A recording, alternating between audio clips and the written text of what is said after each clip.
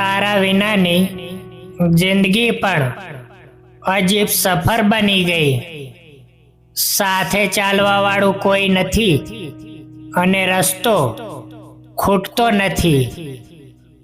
એવું નથી કે તારા ગયા પછી કોઈ આવ્યું જ નહીં મારી જિંદગીમાં. બસ તારી જગ્યા ખાલી હતી અને આજે પણ ખાલી જ છે. અમે તો વફા કરીને પણ ગુનેગાર બની ગયા અને એ બેવફાઈ કરીને પણ બેગુનાહ થઈ ગયા. દિલની વેદના કાગળ પર ઉતારીને હળવા થઈએ છીએ. લોકો સમજે છે કે અમે બહુ સરસ કવિતા કરીએ છીએ.